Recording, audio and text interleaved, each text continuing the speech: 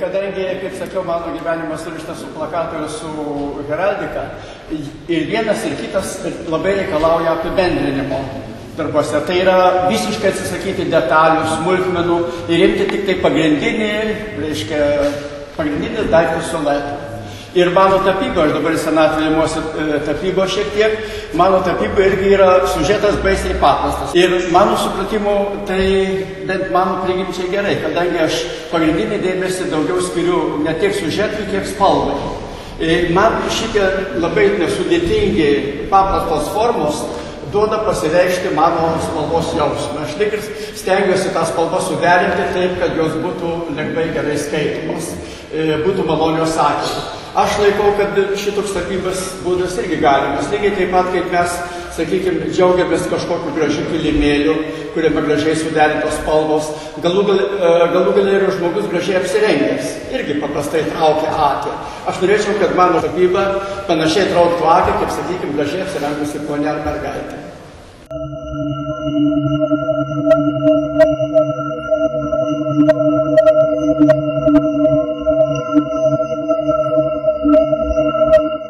Bet aš žinau, kad tai yra žmonės tokie patys kaip ir mes, ne, kažkur tai uždaryti, išblaškyti, dėl kažkokių problemų turėję, ne.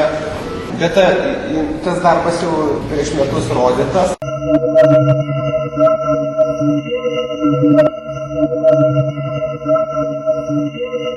Tai koks skirtumas, ar dažas, ar iš kitur spalva paimta.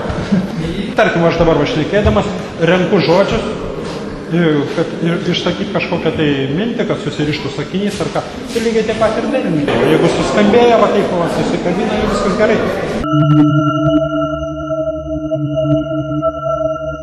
Šitas darbas yra ugnies arka. Idėja tokia, kai yra visokių garbės arkų, meno visokių, dainų ten arkų. Reiškia, ugnis yra labai magiška.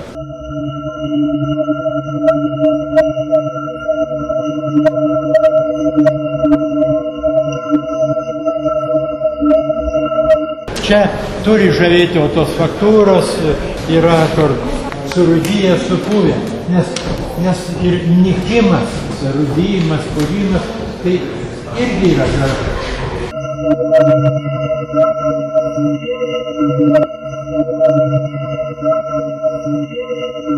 Dangus, tas, vėl kartoju, horizontas ir miško pjūklelės mus traukia ir bažnyčia tokia bokštai, karūnėlės tokios reiškia.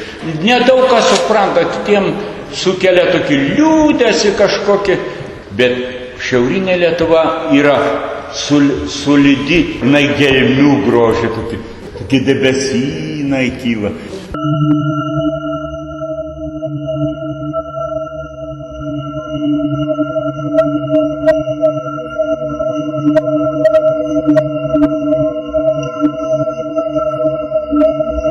Šie motyvai labai paprasti, vidurinėje yra kryžių kalno motyvai, dešinėje pusėje Vyčio tematika ir čia angelo motyvas, jau reiškia religinis motyvas.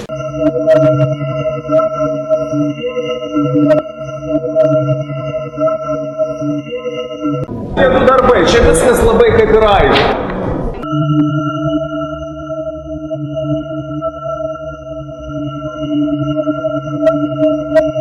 O, ten maždaug Bazilionų kraštas, o Šiaulių rajonas.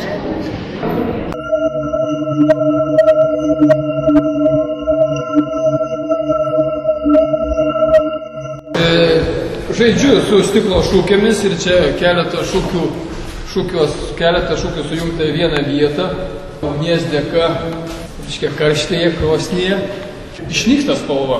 Ir tas ugnies karštis, tas stiklas sulyda, sukepina ir tas stiklas žaisdamas su šviesa, su saulė, kartais duoda įvairių efektų.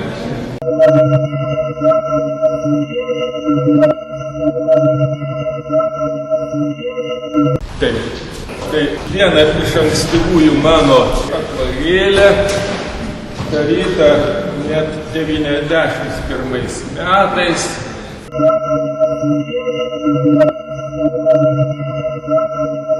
Labai taip aiškiai, man atrodo, nutapiau, viskas matosi, o šiaip man šilkas, vat ir gėlės dažniausiai, tai atrodo neatsiejama, tai kas lengva, vat ir norisi, dažniausiai jeigu aš su šilku dirbu, kažkodėl tai norisi man piešti gėlės.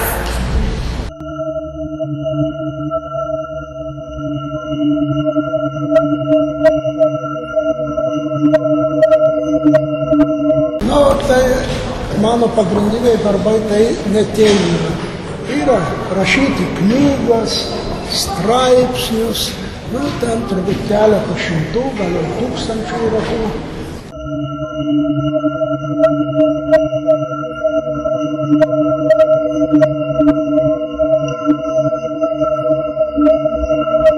Tai aš buvau tau nepirkęs pėdelio sidabrinių.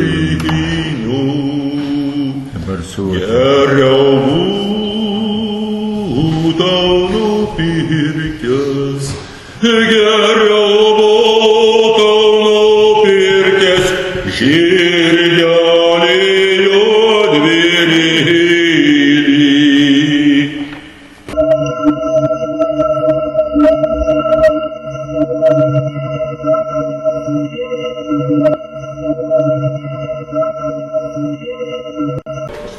Tik tai norėčiau dar papildyti. Tai aš jį fotografavau ir pasinaudodamas fotografiją jį dariau. Langelis, krintančios šviesos pro pastato plyšius. Ten piešiau ir šiek tiek atiūdą pasidariau, nedidelį spalvinį tokį gabalėlį ir paskui labai ilgai namuose jį dariau. Kodėl taip yra?